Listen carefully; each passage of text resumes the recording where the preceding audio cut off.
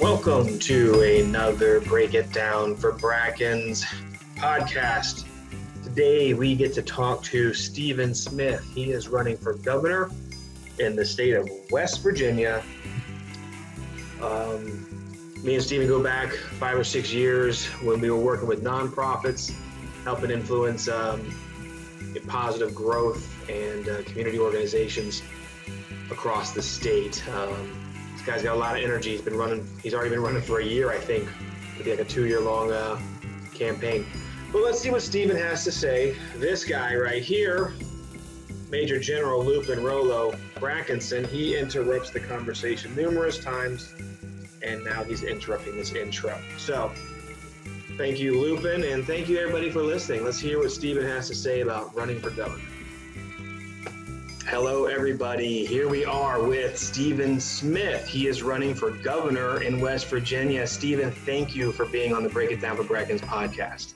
No, man, it's a treat. Thank you for having me. As I probably mentioned in the introduction, Stephen and I go back about 5 or 6 years from back in working with nonprofits and things and helping to influence people around the state to build culture, to live healthier and more positive lives. I'm still a small business owner, so I don't always have a lot of bandwidth, but Stephen has really stepped up his bandwidth running for governor. So Stephen, kind of take us out of the gates here. Tell us about yourself and what you're doing. Sure. My name is Stephen Smith. I was born in Charleston, West Virginia 4 years ago. I'm running to be your governor. And maybe the biggest difference about our campaign is that we actually don't think that one governor is the answer. It's going to take all of us. So our campaign has recruited 93 other people to run for office with us. None of us take corporate PAC money. All of us promise to never cross a picket line. All of us promise to never hide from a debate. That what we're trying to win is a people's government in West Virginia, a government where the people who actually work the hardest and who sacrifice the most are the people who get to write the laws and decide the budget. We don't have that government right now, but if we all come together, we can build it. And so far, it's working. Not only have we recruited these 94 candidates, but I'm winning in every public poll, and we've raised more individual donations than anybody who's ever run for governor in West Virginia. And it's because we aren't bought and paid for by the traditional political elites. That was all so loaded. There's so many things to break down in there. But I think one of the most important components of what I need to learn, and again, sometimes I seem a little dense or I'm not picking up all the pieces all the time. No, bring it on. I'm excited. But I can always nod my head in conversations. You know, Stephen, what does a governor do? Who is it in charge of? Who does it answer to? How much power? How do we know we're even yelling at the right person if we're frustrated? Yeah, I mean, the governor is a good person to yell at if you're going to choose one. The governor pretty clearly is the person in public office in West Virginia who has the most power. I'll go through some of the formal things they do, and then we can get into some of the informal things. The biggest formal powers that the governor has are related to the executive branch of government. The governor essentially hires the executive branch of government. So when you think about your highways, when you think about the Department of Environmental Protection, the Department of Health and Human Resources, the DMV, right? The Department of Commerce, if you're a small business owner, all of those different agencies of government, and to a large extent, education as well, and the arts, and so on and so forth. Those are all positions that answer to the governor, the head of the executive branch. That being said, what we often see from a governor, and this gets into sort of how we can use the office to serve the people, is that usually what happens is a governor becomes governor, they get elected, they call up a couple of lobbyist buddies from Charleston, and they say, all right, guys, go pick the next government. And wouldn't you know it, they pick more of the same lobbyists and political elites that were in there before, and nothing really changes. That normally the governor serves the person and people and companies that put him in office. And that's not you and me, right?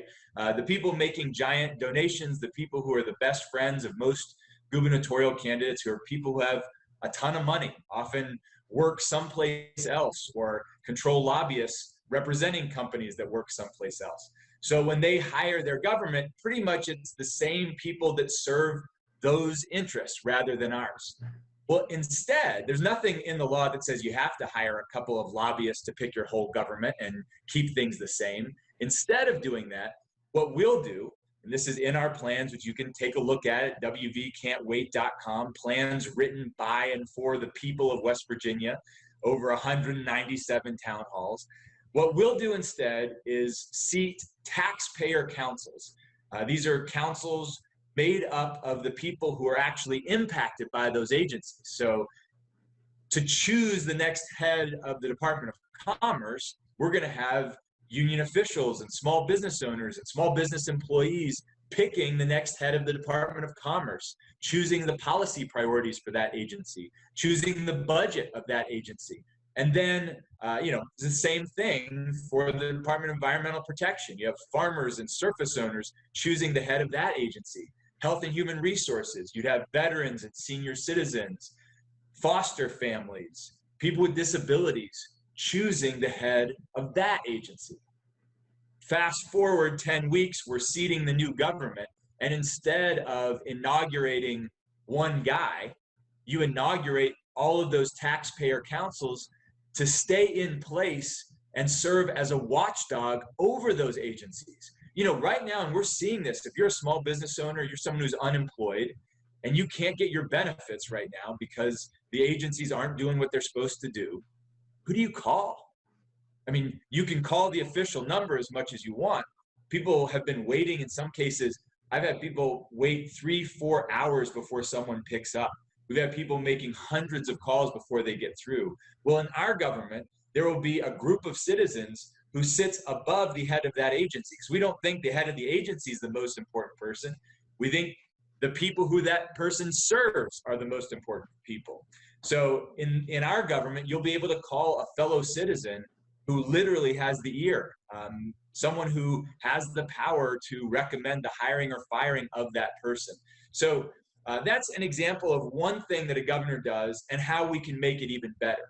Another thing that the governor does and how we can make it better is that a governor submits the budget to the state legislature. So the legislature gets a lot of the shine, a lot of the spotlight, right? When you hear about political news, it's often a debate that happens on the floor of the legislature, the state house or the state senate. But at the beginning of the legislative session, what kicks off that session is that the governor submits a draft budget to the legislature. And then the legislature has a ticking clock. They have 60 days to reform and edit and pass laws that then produce a final budget. And then the governor gets a whole nother crack at it. They can line item veto parts of that budget. If there's something that doesn't make sense, they take the red pen, they go, nope, we're not going to do it. So the governor has an enormous amount of power influencing and shaping and putting forward a vision for what the budget is. Now, again, most years, whether it's a Republican or a Democrat, really they got there because they were supported by these giant corporate interests. So they get into office, they click copy and paste on the old budget, maybe tweaking a few things here and there. Nothing really changes. The legislature does their work, and the machine stays greased for these out-of-state corporations. Well, let me interrupt for a second. Yeah.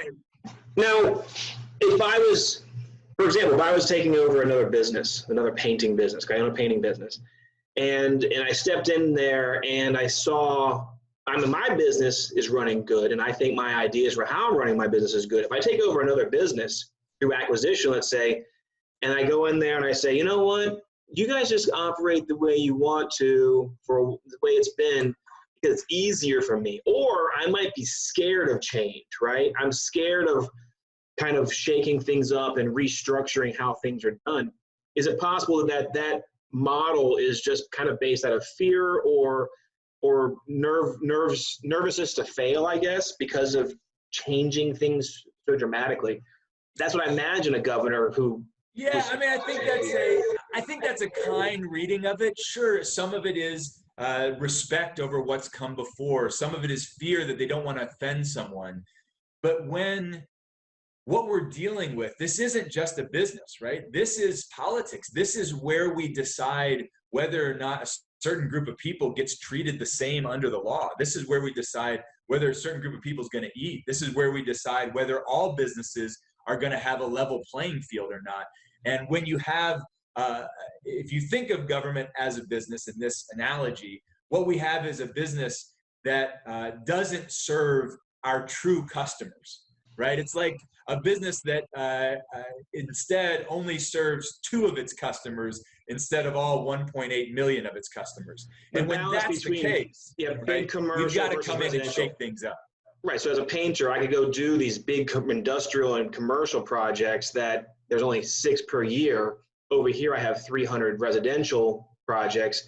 I'll just do all these because I make more money, whereas these people don't see the quality. I got you. Right. And as a small business owner, that's a rational, reasonable decision.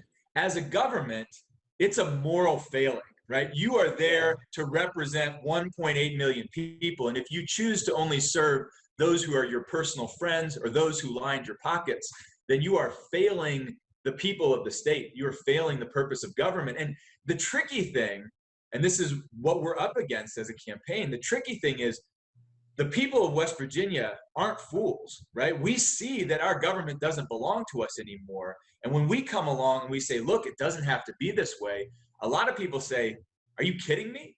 It's always been this way. And they're right. And so we have to acknowledge that people are right to be fed up with government, right to believe that things can't be any different. But we also have to invite them in and say, you know what, if enough of us come together and we aren't funded by these same old crowd, and so we're not accountable to them, we really can do some incredible things. But we have to come together. We can't just play the partisan games. We have to have real ideas. We have to go listen to people more than just gab. And when we do all of those things in a democracy, every now and then you have a shot at winning it that really, truly does respond to the people. And that's what we're trying to do. It's not easy, but in this moment where people are so frustrated and so desperate and so fed up with the traditional leadership of both parties in many cases, there is this opportunity. There's this window where we can really change things. That's great. And that segues me kind of to my next topic I want to talk about. You mentioned leadership. You know, you're running for one of the top, if not the top leadership position in a state. What would you, reaching all the way back, maybe through your professionally, personally, maybe through education, what would be 1 or 2 stories you would share where you were really inspired by somebody, or 15 years ago, somebody planted a seed? Can you take me back to the roots of what would entice you to rebuild the government of a state, which it kind of blows my mind, but where did it all start, do you think? One place it starts is with my parents. Watching my dad help start the West Virginia Coalition for the Homeless and Public Defender Services, choosing a life in public service, watching him do that, watching my mom raise all kinds of people, not just her own kids, but foster kids and extended family members and neighborhood kids. The local elementary school would literally just send its most troubled children to our house as a sort of de facto after school program. So a lot of what I try to live up to is stuff I learned from my folks. The other defining moment, I think, for me as a 20-year-old was, I grew up in West Virginia. My family then moved to Texas. And then I got this opportunity to go to Harvard. And it was this like incredible thing. I had to kind of wrap my mind around it. And on the one hand, it was this really incredible opportunity. It felt almost unreal. Like, how can I be here? And how I got to soak all of this up. On the other hand, I got introduced really quickly to some of the students and workers on campus, and we began what became a 4-year-long campaign to win a living wage for workers on campus. So cooks and janitors and security guards. Meanwhile, you've got these obscenely beautiful and expensive campus grounds. You've got an account with billions of dollars in an endowment just sitting there. You've got some of the wealthiest donors and corporation members running the school. Meanwhile, the people who do the important work of feeding and keeping our students safe were making poverty wages. And we thought that was wrong. We thought it was unjust. And the turning point was, for the first 2 or 3 years of the campaign, we did all the things you're supposed to do, right? We did our research and we made our nice arguments, and we got academics involved, and we got petitions, and we held rallies, and we went to meetings, and we did all those things you're supposed to do. We played it safe, and we were nice, and we were smart, and we were polite, and we were getting our asses kicked, right? That's the thing in politics. Things don't change. This is what I learned that has changed the next 20 years of my life, is that things don't change because you're nice. Things don't change because you do your homework. Things at a fundamental level in society only change when enough people come together, challenge those in power, and have enough power of their own, people power, to really flip things upside down. And it's not easy to do. It often fails. But that work, the work of joining people together across different backgrounds, fighting for something you believe in, taking risks, and every now and then breaking through, that's when I got the opportunity to first do that work in a meaningful way, and that I saw that it was the only way that real systemic change was possible. So the story for us was, after 3 years of banging our head against the wall, the university said, we've heard your concerns. They did that serious space. We've heard your concerns. We take it very seriously. And we are going to provide these workers with museum passes and other ways that they can lift themselves up by their bootstraps. And we were just like, this is an insult, right? These people are working 80, 90 hours a week, can't afford health insurance, and you're going to throw museum passes at them? And it was at that moment that we realized that the same old tactics, that playing it safe wasn't going to work. And we began planning what became a 21-day sit-in in the president's office that we didn't know it was going to be 21 days. We thought 3 or 4 days would force them to the table. But after 3 weeks of living in the president's office and drawing national attention, and labor unions and faculty members and students, and getting all this support, we finally forced the university to the negotiating table.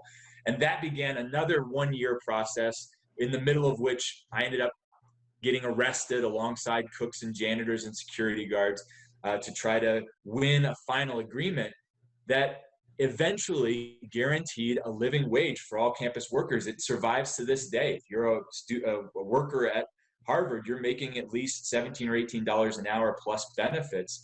And it changed my whole life. I got to see the joy that comes from working with people across different race and class and geographic backgrounds. I got to see what happens when people are willing to take courageous action together. And I learned, most importantly, that change doesn't happen because of one person. I was one of 52 people that went inside that building. I was one of 27 people who stuck it out. There were hundreds more outside. That the kind of change we want, the kind of government we want, only comes about when a whole bunch of people come together and push from the bottom up. Oh, good. You're making it so easy for me, Stephen, because it's just every time you wrap up, it leads me to the next question, which, rallying people. I mean, as a founder of Bros and Bras, I had incredible influence all of a sudden in health and wellness in Jefferson County, and we still continue to have such a great, successful culture. It's not just a movement, it's a culture now, and it's breathes on its own. Just from what I've seen from the outside, and I've been to some of the meetings, and I've met a few people who are running for office that you've inspired them to run. You've even had like coaching classes on how to run and how to get set up to run for office months ago. And the fact that your campaign ultimately will be 2 years long, fully, if I understand it correctly. But I kind of understand why you would do it, but I want to hear why you have put that much effort into helping people run for office.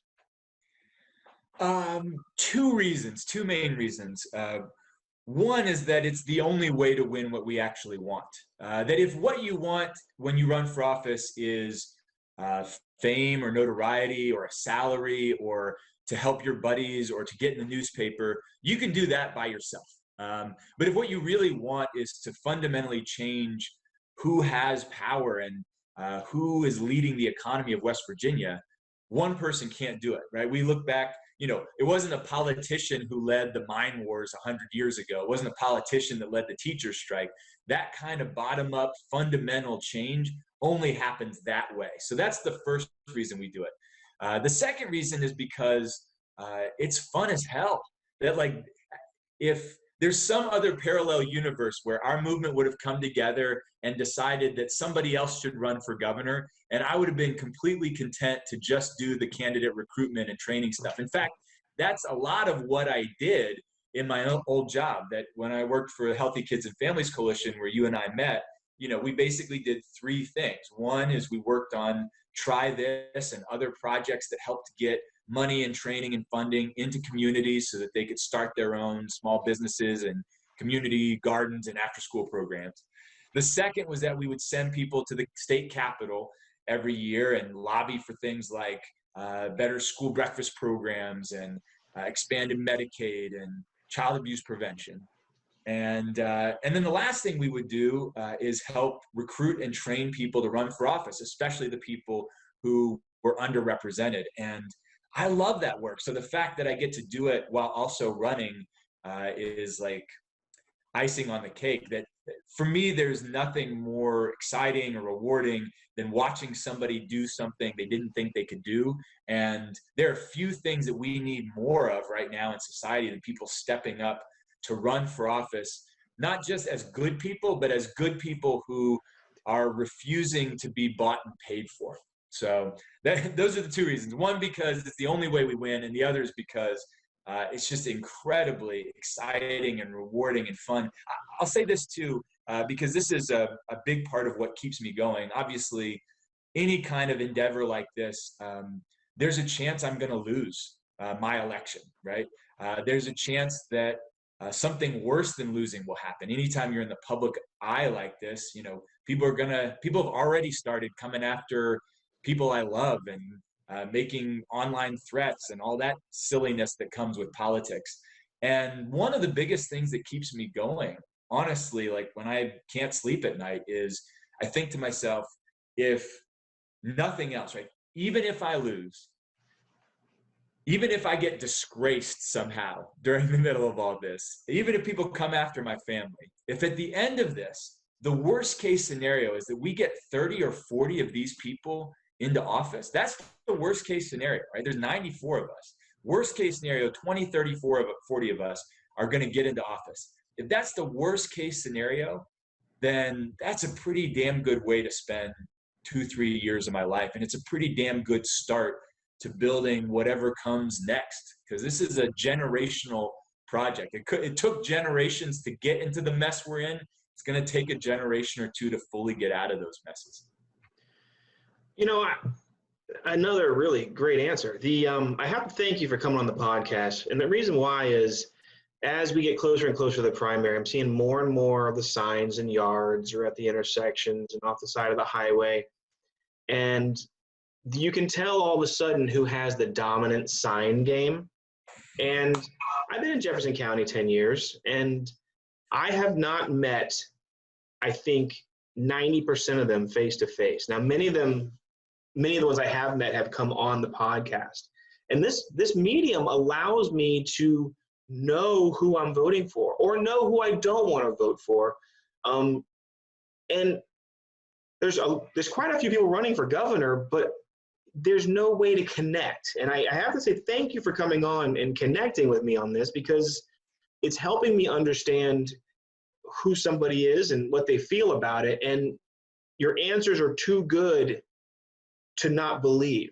And I know you personally, so it's like I can come get in your face and say, Stephen, what happened to that thing we were talking about? Whereas random other candidates, there's just no way to. I feel like you're reachable to some extent, I guess is what I'm trying to say. But thank you for coming on the podcast. Yeah, thanks for having me. I mean, this is just, thank you for saying that. Just to speak to this for a second, this is personal for me. I mean, I appreciate you saying that, and I obviously, I believe it's true. My family doesn't have a lot of money. We are now living off of my wife's salary as a public defender. She's an attorney who defends people who can't afford an attorney, right? We're living off of her salary, doing the best we can. We've been doing that for a year and a half. I get tiny little contracts here and there to try to pitch in, but we're sacrificing too much to fake this, right? I mean, this isn't there are lots easier ways if this were just some kind of vanity trip or something like that. And I like my kid too much to be gone as much as I've been for the last 18 months. We're in it to win it. Well, I get it. I just say, like, maybe some of your competition just aren't talking at all. It's amazing how few people I've heard anything from, maybe besides an errant commercial or a billboard. And the ability to reach out to a candidate is extremely valuable because you have a connection, even no matter how brief it would be. I want to go over to the Facebook. I put on 15 minutes before we started this podcast. I said, hey, I'm going to talk to a governor. Let's see what non-party, non-state questions would come through. And great, fire away. And the first one is from my buddy Sean Farrell. We went through Leadership West Virginia together. He had a brother, I believe, who was in politics out of Huntington. I don't know all that backstory, but the question, he sent a ton of questions. I think he's his own segment on this podcast. But the best one I liked was, it had to do with the census.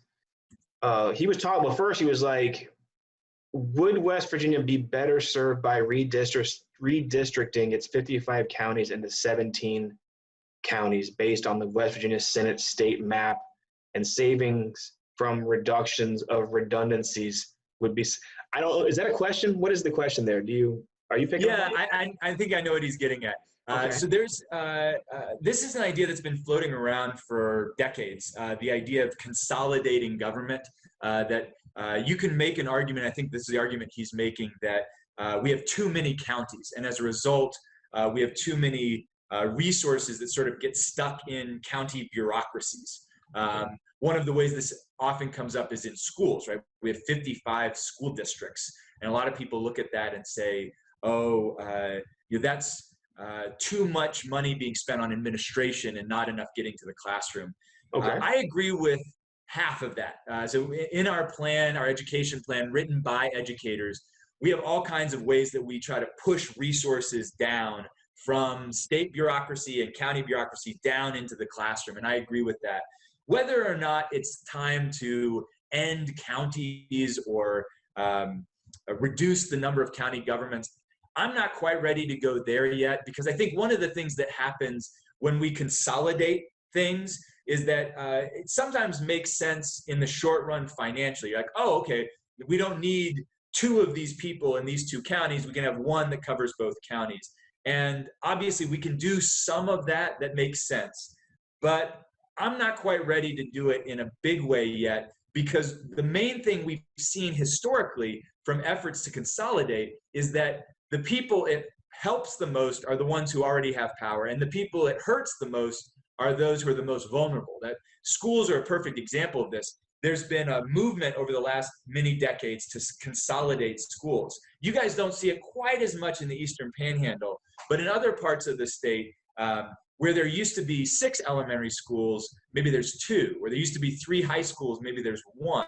And at first you're like, oh, okay, we're going to put all of the resources in one place so everybody can access the resources and the computers and the different teachers. There's some logic to it. But the other thing that happens is now the most vulnerable kids have to take a bus 90 minutes to get to school instead of walking 10 minutes away. When the parents of those vulnerable kids are trying to get in touch with the school and have a meaningful relationship, it's much harder to do so.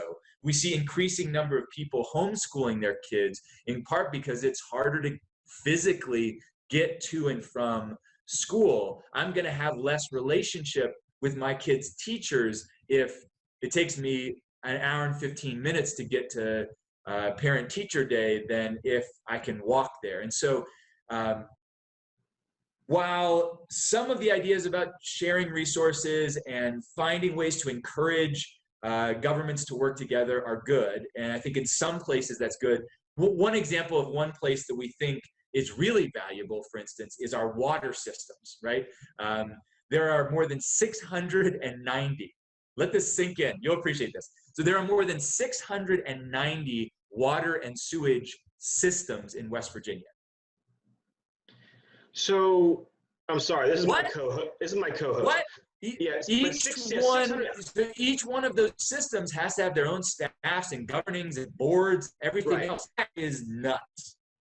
And so in our water infrastructure plan, we talk about how we can use state funding and federal grants to encourage people to combine those water systems in just the way you're first describing, so that we can provide more and better services to more people. Do we go quite as far as saying there shouldn't be 55 counties anymore? No, but some of the principles are there. Gotcha. Sorry, Steve. My co-host is extremely aggressive, and he's actually quite the predator, so he got aggressive with me. He'll understand 690 water systems, but I get where that's where the redundancies would be brought up. And like I said, Sean's got a lot of great questions. This next question. Let's do this while we're in question mode. Send back to Sean and anyone else who's listening now. Here's my phone number, 304-610-6512. My email, which is an even faster way to get a hold of me most of the time, is steven@wvcantwait.com. And whoever you choose to vote for, or whoever you're thinking about voting for, reach out to them. I mean, that's my information. I'm happy to talk. We've got this great system where if you send me an email, I'll send you a link back, and you'll get to schedule a time directly into my calendar. But a very simple thing that voters should demand is the ability to get on the phone or to communicate directly with anyone running for office in a place like West Virginia. If we can do it in the governor's race, you can certainly demand that of your would-be city councilors and delegates and state senate candidates, and make sure they answer your questions directly. If you don't like the first answer, ask again. But that's the very least we can do as people who want to work for you. That is something that has come across in every podcast with somebody running for office or somebody who currently holds a position, is to let everybody who might listen, hey, you can get a hold of me. Give us a call, shoot me an email. And I've tested it a few times because I did have questions for city council or for the mayor or whatever, and it has worked. So you can get a hold of these leaders. Another great thing about this is that every time I talk to somebody, we find out that they're actually a human too. They're actually real people that live down the street, or real people that they struggle, they have successes, they have challenges, and that's another thing that's just really good that we are getting across in this podcast, and I appreciate that. The next question comes from my mother, and she is not a West Virginia resident, but she didn't know she was talking to somebody running for governor in West Virginia. She said, does the governor candidate, hold on, let me, Mom, I'm going to quote you perfectly here. Just so you better not misquote your mother. Are you afraid of Trump? How would you run the state if Trump wanted you to run it another way? For example, would you open the state earlier than you thought it was ready, even if Trump said it was probably ready? How would you go against the president? Yeah, luckily, this is a pretty simple question. I am running to work for the people of West Virginia. And a question, if the two choices are, on the one hand, more West Virginians die, and on the other, less West Virginians die, but somebody I don't know is mad at me, that's a pretty easy choice. And I think the only reason it seems like a difficult choice is because we think of politics, and we're taught to think of politics as this sort of celebrity death match, right? Where your celebrity politician versus my celebrity politician, and are you on the red team or the blue team? And it's all personality driven, and that's why it doesn't work, right? Personality driven politics, celebrity politics serves celebrities, it serves the media, it serves their donors, but it doesn't serve us. And the nice thing about having a campaign that operates the way ours does is that we have to respond in the best interest of the people, because it will be the people who gets us into office. I'm not wealthy. I can't write myself a $1 million check. We don't take money from corporate PACs or pharmaceutical companies or out-of-state land holding companies. So we have to build this campaign with the dollars and the time from working class West Virginians, middle class West Virginians, small business owners. And because of that, that's who we're going to be accountable to once we're in office. So luckily, because our campaign is built this way, that's a fairly easy question. Awesome.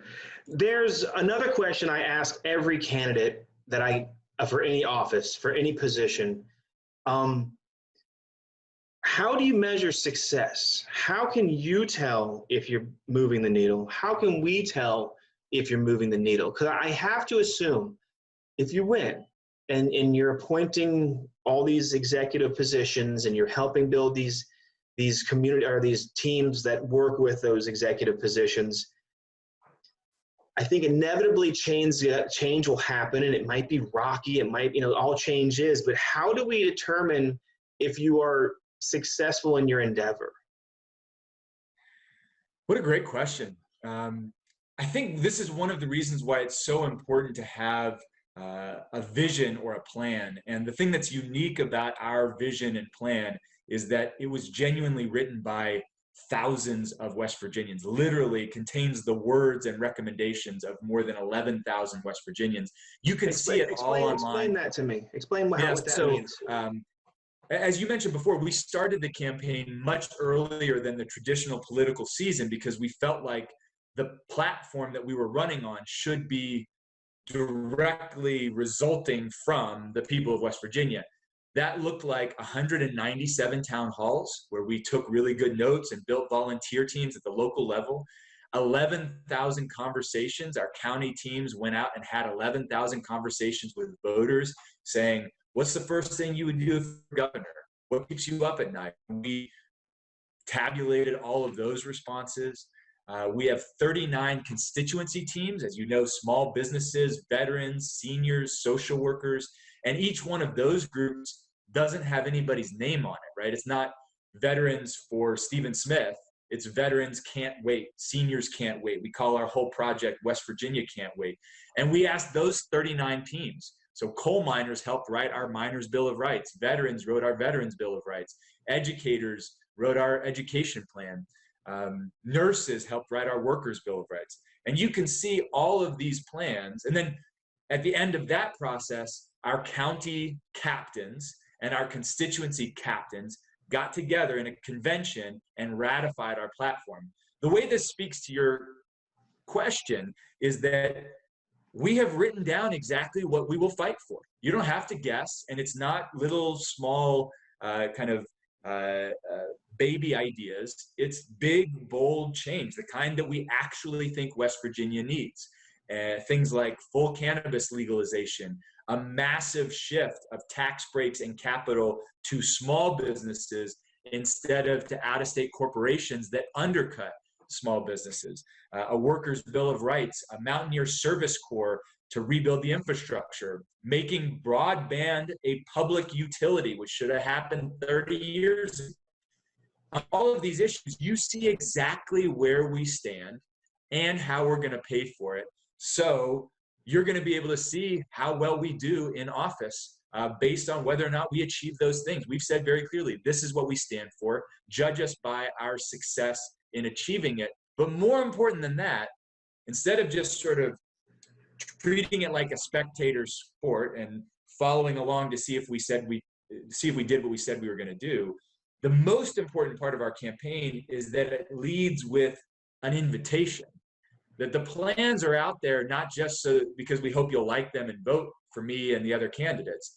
The plans are on our website in clear black and white because we are inviting people to come in, help us fight for them. And even more important than that, if you see any of our plans at wvcan'twait.com that don't match your personal experience, that aren't what you want, get in touch with me directly and we'll make it better. And that's an ongoing process of governing with the people of West Virginia so that we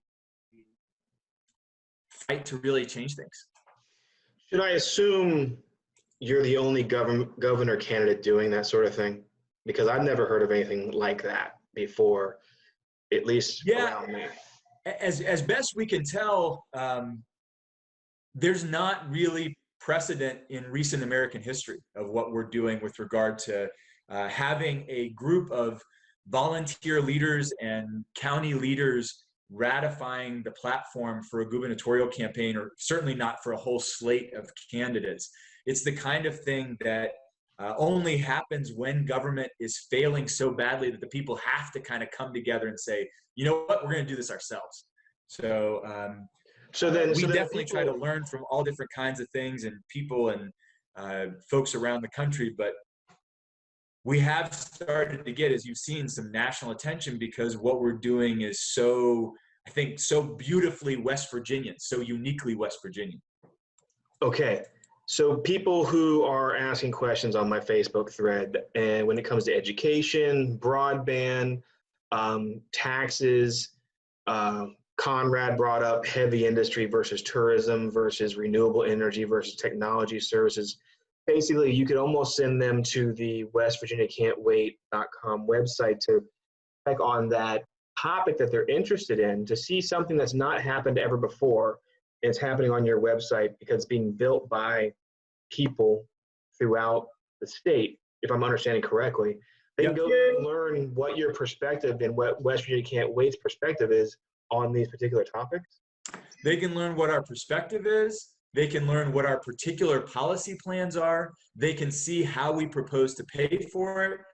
And they can, most importantly, click a link that says, I want to talk to Stephen about this, or just shoot me an email and help us make it better. That's the most important thing, is not that we have all the answers. I'm incredibly proud of the process we went through of 197 town halls and 800 visits with small businesses and unions. But all of those ideas can continue to get better and will, the more people participate in it. And every single idea in those plans came because some West Virginian said, well, why don't we do this? Or shouldn't we do this? Or what would it look like if we did this?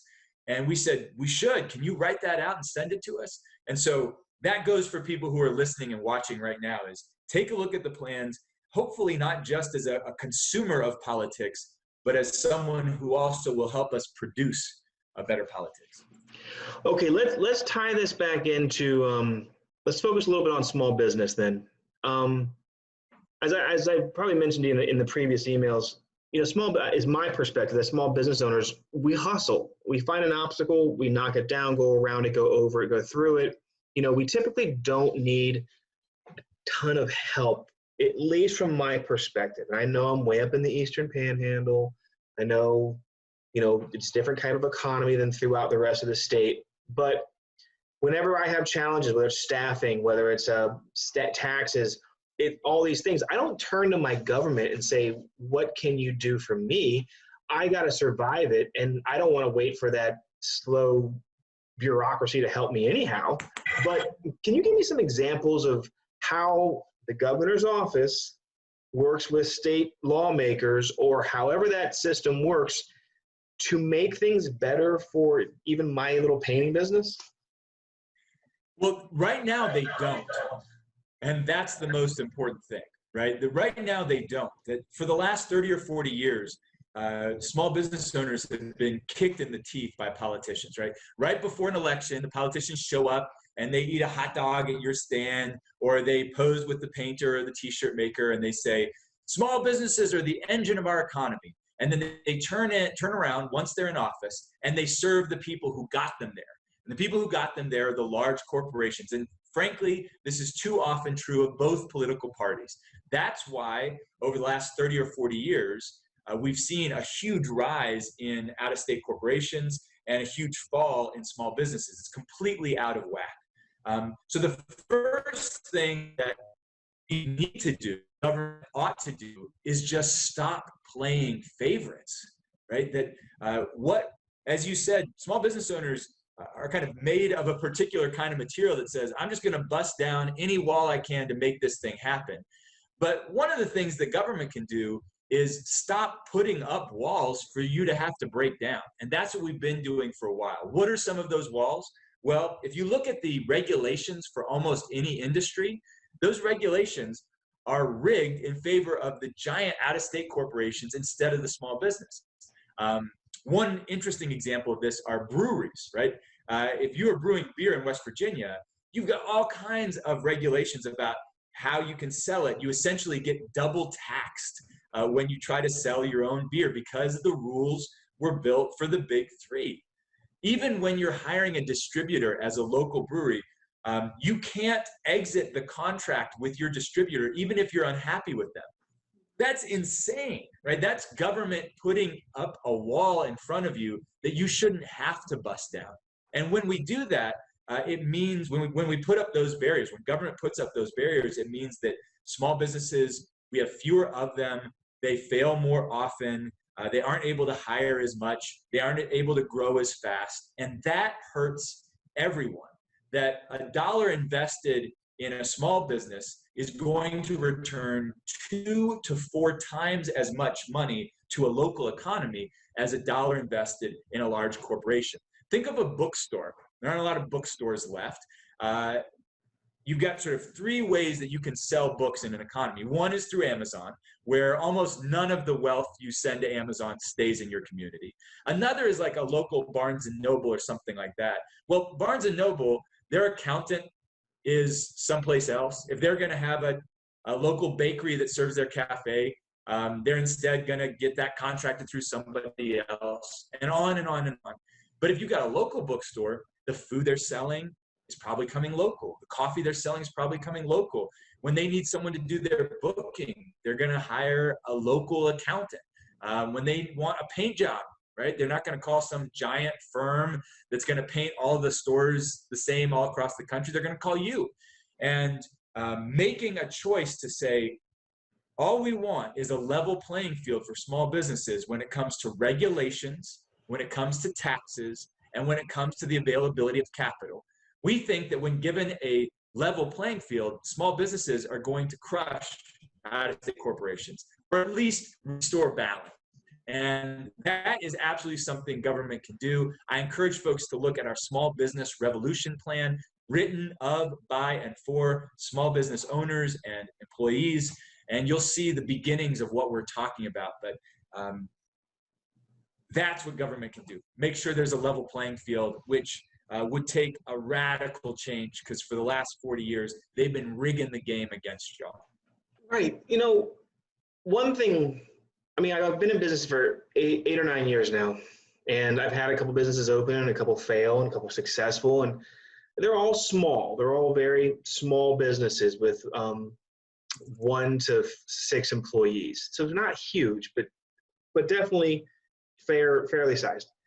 But one thing I've learned by just watching and watching and watching is that, and I always kind of made, well, what am I trying to say here? For example, I got a notification in the mail from Workforce WV that I did not fill out a form that I was supposed to fill out in November of last year. Now, they didn't send me a message in December. They didn't send me a message in January. They waited this deep. And all it was a report on what kind of employees I have. So it's not that big of a deal. I also got audited because I did not understand sales tax. Holy crap. And everywhere I go, I find that and I mean all business owners of any size, the people who are in the decision-making positions don't know an enormous amount of what they should know. And I know that the state SBA is in place, and there's like 4 or 5 districts around, and you can kind of go to them. But it's really strange to me that there's no checklist that I know about that tells you, hey, if you get this size, watch out for these pitfalls. If you get this size, you got to do this. And don't forget, you have to do this. Or maybe the state mails you something, and when you're in month 3, you're just freaking out trying to figure out if you're going to survive. Maybe that piece of paper just never got filed. Maybe you never even opened it because you're just trying to get houses painted. But that can come back and bite you 5 years later. And I consider myself someone who's not trying to fly under the radar. I'm trying to do things right. And I have not found the resource that coaches me to be a successful business. And I'll segue this a little bit into what downtown Charlestown looks like. I don't want this to sound wrong. People are like, oh, we need a business like this and we need a business like that. And I just say what we need are smart business owners. We need smart business owners that have the bandwidth, the finances, and the knowledge to stay open. Don't pull 18 months, 24 months, and 12 months and then close. Like, let's get people downtown who are who has the state level or like the state education. Is there a 3-day class I can go to within the state that says, hey, if you're opening a business, you need to know these 3 days worth of information, and here's your workbook, you know? So this is such a great question. So there's two ways I think about this, and you're not alone, right? This is, of course, what we've heard over and over again. One way I think about your question is, how do you make the entire process, the entire bureaucracy, directly accountable to and literally led by small business owners? Because that's a lot of the problem is, it's like what happens when you put politicians in charge of school, right? Bad things happen. When you put politicians or bureaucrats in charge of small business, you get this mountain of paperwork and all of these Byzantine rules. So one of the ways we change that is by this taxpayer council, so that literally the people who sit above the head of the agency are the people most impacted, both to hold that person accountable and to be someone that you can contact if you need to. But the other way I think about this is, if you were wanting to do a project on your house, and you called up a contractor, right? And you said, hey, I need you to take care of this project, right? You would go to that one person, right? You don't expect to get in there and you've got to learn how to pick the paint, and you've got to learn before they'll finish this particular part of the roof, you got to figure out how to do that yourself. And you figure you don't have to go out and hire their workers for them. You call the one person, and that one person takes care of it for you. That's how customer service works. We all know how that works. And yet somehow in government, you get the exact opposite. Government expects you to be an expert in 15 different pieces of paperwork and 15 different processes and 50 different deadlines. And if you don't know the answer, then you've got to go hunt down 15 different people who all have a job over those 15 different projects. What we want to get to is a government where you have one person, Kevin. This is your person. They show up when you start your business. They say, hey, congratulations. If you ever need anything, call me. And it's their job. This is way more efficient, right? It's their job to know how to do anything. So that rather than you having to learn how to do 15 things, we teach one person how to do all 15 things. We give them 100 small business owners to be in contact with. And then whenever you need something, you go to one person. This isn't rocket science. Every small business owner we've talked to gave us some idea like this, but it's going to take a little bit of reworking to get there. But we can do it. That's an amazing option. It's almost like a coach, but it's actually more of my own West Virginia specific small business procedures guide.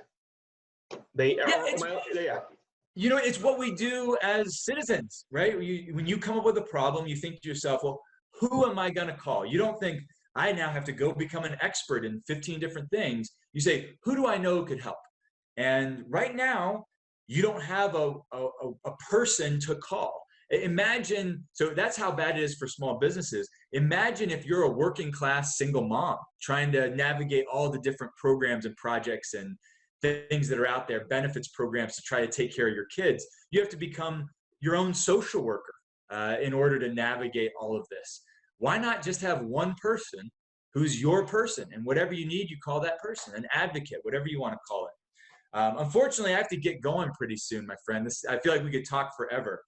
We definitely could. And I was just about to ask you, was there anything we didn't cover that we should have? There's a million things we didn't cover that we should have.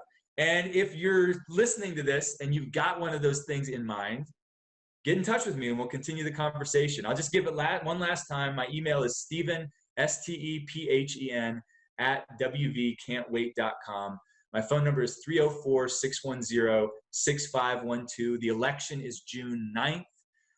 You can still register to vote for a couple more days. If you're just watching this now, you should go register right now because it'll probably be right near the deadline. If you get stuck on any of that, how to vote, where to get your absentee ballot, whatever, you can always go to our website. There's a whole section on how to vote and how to vote safely in this moment.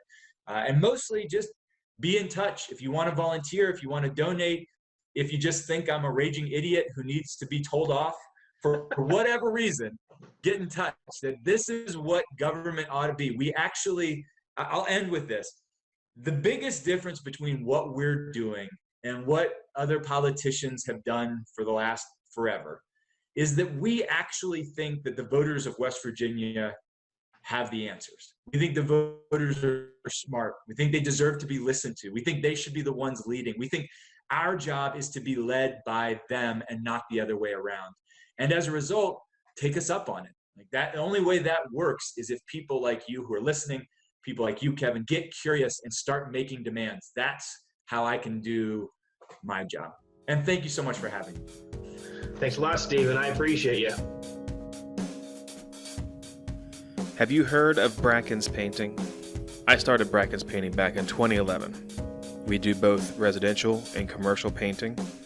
We have contractor's licenses in West Virginia and Virginia, and we carry all the necessary insurances like workers' comp, general liability. We operate a small staff that focuses on meeting the homeowner's needs and project managers' timeline expectations. We try to have exceptional attention to detail. If you're interested in doing any sort of commercial or residential painting, please contact Brackens Painting. More information can be found at www.brackenspainting.com. This podcast is brought to you by City National Bank in Ransom, West Virginia. I am Melissa Knott and manage both of our Jefferson County locations. Our Charlestown location is located on George Street in Charlestown, and the Ransom location is located in the Potomac Marketplace Shopping Center. City National Bank is a full-service community bank that provides an array of financial services. We offer a range of free checking accounts and savings products for both consumer and business customers. City National Bank offers competitive low-rate and low-cost lending products for both business and personal needs. Come and talk to me or one of my team members and get products and services that are tailored to fit your schedule and help you to achieve your financial goals. I can be reached at both the Ransom and Charlestown locations. Check out our website at www.bankatscity.com. Today's intro music is a song called Saving Lives and Taking Wives. It is written and produced by Peter Clark, my cousin. Actually, my wife's cousin, but I'll take him as my cousin because he's a pretty cool dude. He dropped an album called Peter Clark After Dark. He's been producing electronic, loungy, make-out music for years, and he's been nice enough to let me use it on this podcast. You can reach Peter Clark for bookings or just to hear his music on SoundCloud. Just search Peter Clark After Dark.